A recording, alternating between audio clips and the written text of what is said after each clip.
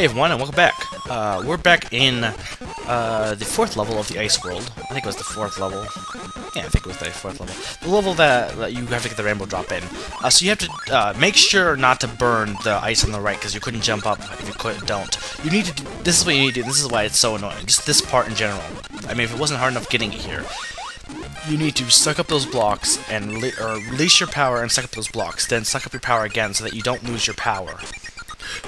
And that is why it is tedious. It's tedious because it takes a long time to get that correct, if you're not really quick at doing it.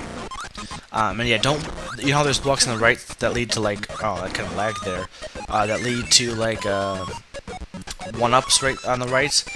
Don't burn them because you won't be able to get up and you'll screw yourself and have to do the whole thing again. So it is really a hard rainbow drop to get. Rainbow drop, fill me up, do. Red Canyon. This sounds familiar.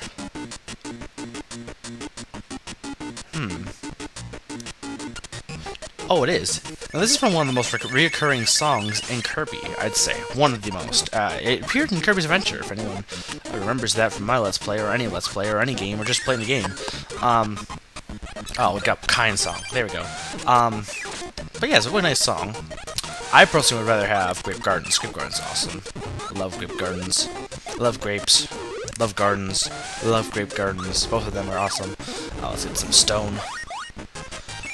And yeah, if you didn't see, Rick, you saw Rick's stone power. It is a Rick roll. I'm not gonna make that joke though because Slim Kirby already did that in his Dreamland 3 Let's Play. But I will defeat Master Green.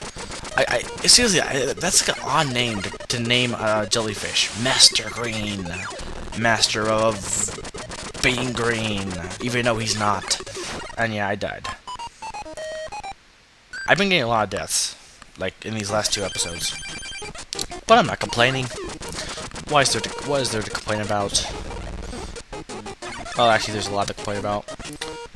But, it gets old. Like, if there's something to complain about, you know, sometimes just... You know, just be happy with what you have. So anyway, New Super Mario Bros. Wii was released last Sunday.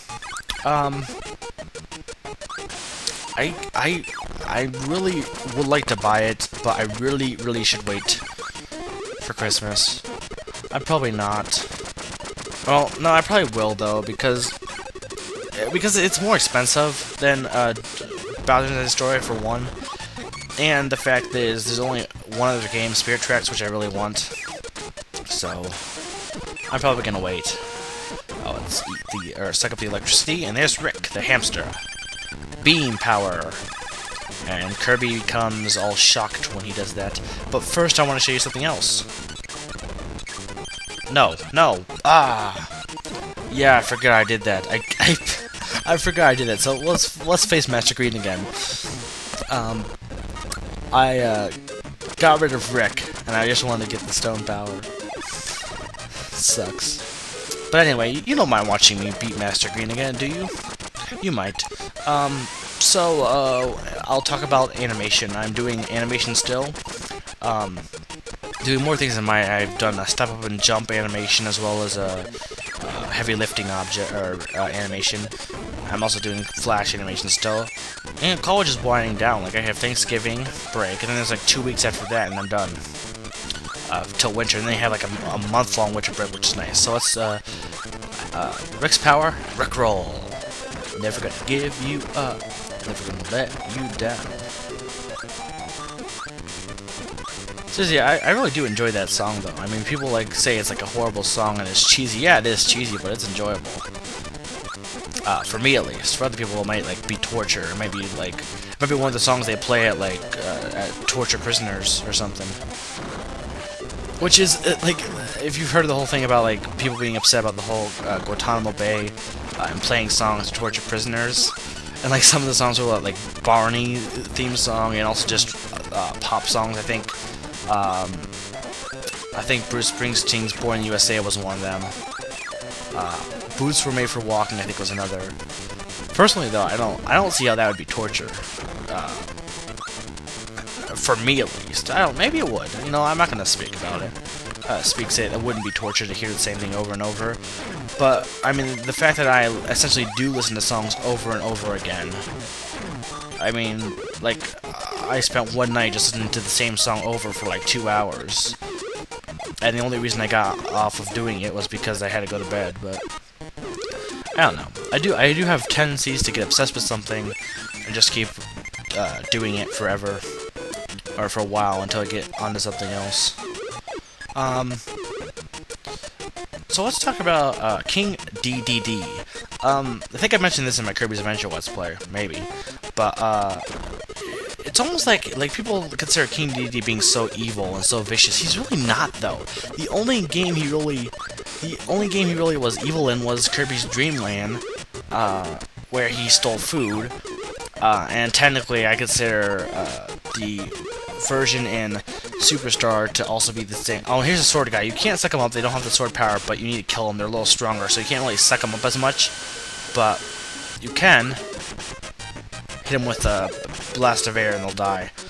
But he's not really that evil, though. I mean, like, Kirby's Dream Land was the only game where he really did anything evil. Superstar, I don't really consider it being it's just basically a remake of the original Dreamland, the Kirby's Spring Breezes.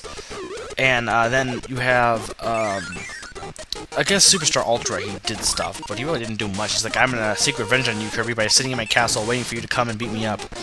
That didn't really make sense, that whole storyline. What was he seeking revenge on, for being beaten? It didn't seem like he really did anything.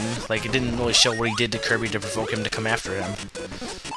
Maybe, I mean, there was a cutscene, but I didn't think it just showed him in his castle looking all ominous. I guess you could count some of the spin-offs. Oh, here's Wayu. He is such an annoying people. You have to suck up his boomerang things that come out. And of course, he's the cutter, his ability. You gotta suck it up on the wall. But he's probably the worst mini-boss. But, yeah, there's not... And, like, let's see, Kirby's Adventure, he actually helped Kirby. Kirby's Dream Land 2 and Dream Land 3, he's really not in control of his own actions. It's kind of spoilers, but considering the fact that I looked at the instruction booklet and it basically tells you the actual plot twist, I'm not going to exactly say it officially, but considering the fact that the instruction booklet itself tells you, considering the fact that this is an old game, I'm not going to, like, be one of those people who go, no spoilers, no spoilers, no, how dare you spoil. And in 64, he helps you, and the other game, in Squeak Squad, he was not against you, for the most part. Oh, it lagged there as well. Rick got squished.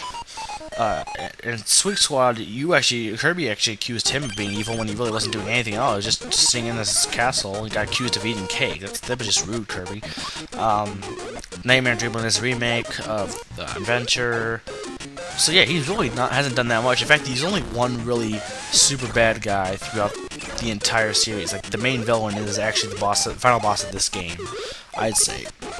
I mean, even Nightmare is probably more vicious than DDD, because DDD's biggest offense was stealing food, and Kirby eats everything. I mean, actually, the people like saying his personality. I mean, the only hint of his personality being antagonist to Kirby in general, well, I mean, there was some in the old games, but it was really evident in, like, 64. But he was still overall an okay guy. He's just kind of like Kirby. But that's all the time I really have. So thanks for watching, everyone. Ooh, it's pink. I'll see you next time. I'm reminding you to go swim.